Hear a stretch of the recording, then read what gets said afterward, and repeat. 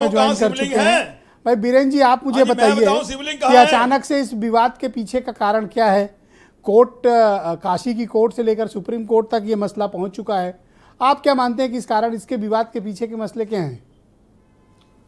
देखिए, इस देश में भारतीय जनता पार्टी के एजेंडे में हमेशा से अयोध्या, मथुरा, काशी ये उनके चुनावी एजेंडे में भी रहे हैं और वो हिंदुत्व की बात करते रहे हैं। बीच में कुछ समय के लिए सरकार वरकार बनाने के चक्कर में उन्होंने अपना एजेंडा थोड़ी देर इसको बंद किया था, अलग किया था, बाद में वो फिर से आ गए। देश में और प्रदेश में अब बीजेपी की बहुमत की सरकार है और ये माना जा रहा है कि हिंदुत्व इस समय अपने चरम पर है और हिंदूवादी संगठन अतीत में हुए तमाम सारे अन्याय, तमाम सारी समस्याओं को अब वो सामने ला रहे हैं। ज्ञानवापी मस्जिद और शिवलिंग का ये जो विवाद है, जब इस देश में कोर्ट को सर्वोच्च माना गया है तो एक फैसला कोर्ट से आया था अयोध्या पे, उसने निर्णय दे दिया। दोबारा से अब काशी का मामला आया है, लेकिन हम जिस हिंदू धर्म और मैथोलॉजी में हैं वहाँ ये बात कही जाती है कि शिव ही सत्य है, सत्य ही शिव है। तो जो सत्य है वही शिव है। सारी सृष्टि के ब्रह्मांड के रचयिता है, उसको विध्वंस भी कर सकते हैं, बना भी सकते हैं। उनको लेकर जो विवाद है उस पर एक बात ये आती है कि धर्म की रक्षा के लिए या धर्म को आगे बढ़ाने के लिए डर या विवाद पैदा करने की जरूरत नहीं है। धर्म बिना विवाद और बिना डर के भी सरवाइव करता है। धर्म के लिए किसी के दुख पहुंचाने की, किसी को कष्ट देने की बात नहीं कही गई है। भारत संविधान से चलने वाला देश है जिसमें सभी को पूरी सुरक्षा दी गई है, चाहे वो जिस धर्म को मानने वाला हो, और उसकी व्यक्तिगत स्वतंत्रता के साथ साथ धार्मिक स्वतंत्रता भी है। अब ये बात आती है कि अन्याय अगर हुआ है तो कानून के दृष्टिकोण से उस पर क्या फैसला आना चाहिए। स्वाभाविक है कि मुगलों ने बहुत सारी मंदिरों को तोड़ा, बहुत सारे इतिहास के पन्नों को मिटाया और मुगल बहुत सारे निर्माण करता भी रहे, उनके स्थापत्य कला के तमाम नमूने भी हैं, लेकिन औरंगजेब जैसे लोग भी रहे जिन्होंने मंदिरों को चुन चुन कर तोड़ा।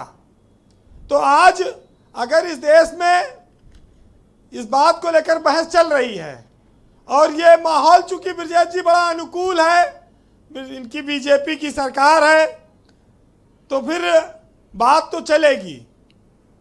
लेकिन आप इस बात को हमको समझना होगा कि इतिहास में जो शेड्स रहे या जो काला पक्ष आया, उसको हम नफरत से नहीं, उसको हमें विवेक से सुलझाना होगा, समझदारी से सुलझाना होगा। आज कमिश्नर भी हटा दिया कोर्ट ने, 2 दिन बाद सुप्रीम कोर्ट इस पर फिर सुनवाई करेगा। अब मामला लोअर कोर्ट से ऊपर चला गया, हाई कोर्ट ने खारिज कर दिया था, लेकिन सुप्रीम कोर्ट ने आज एक्सेप्ट किया। वहाँ पर DY चंद्रचूड़ और PS नरसिम्हा, ये 2 जज हैं सुप्रीम कोर्ट के जो इस मामले की सुनवाई कर रहे हैं।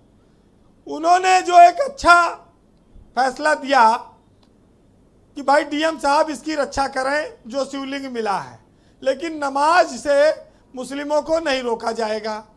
तो ये संवैधानिक व्यवस्था में एक बराबरी का उन्होंने आदेश किया। DY चंद्रचूड़ उत्तर प्रदेश के चीफ जस्टिस रह चुके हैं हाई कोर्ट के जी। अब वो सुप्रीम कोर्ट में वकील हैं, वो वाकिफ हैं, जज हैं जी। हाँ, वहाँ सुप्रीम कोर्ट के वो जज हैं जी। और उनकी बड़ी साख रही है, वो देश के नामी जजों में उनकी गिनती है और उनके फैसलों पर आज तक कोई उंगली नहीं उठा पाया है। तो हम उम्मीद करें कि वो फैसला देंगे, जल्दी देंगे।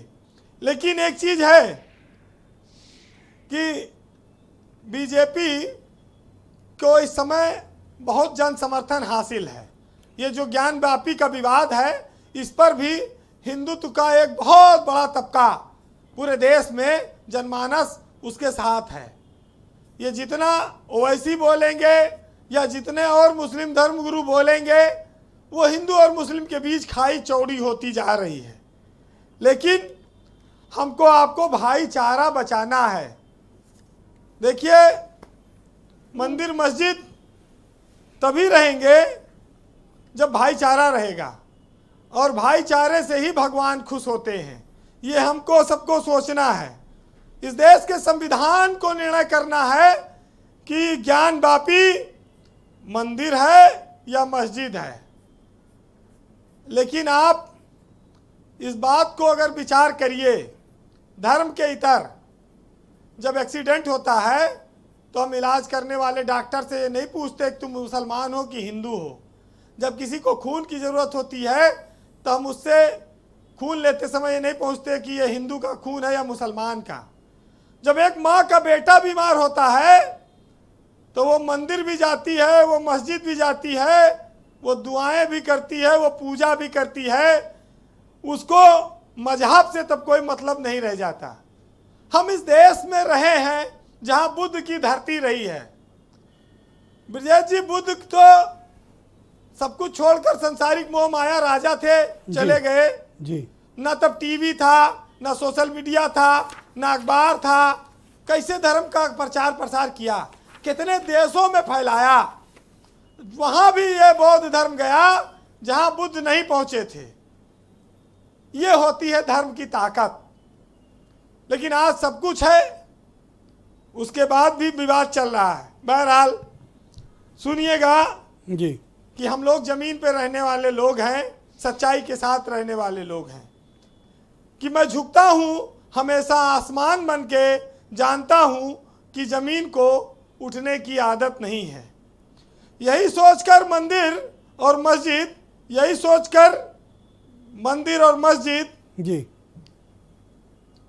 ब्रजेश जी, यही सोचकर मंदिर और मस्जिद भी दंग है कि हमें खबर ही नहीं और हमारे लिए ही जंग है। बहुत बहुत शुक्रिया आपका वीरेंद्र जी, बहुत बहुत धन्यवाद। बहनों भाई।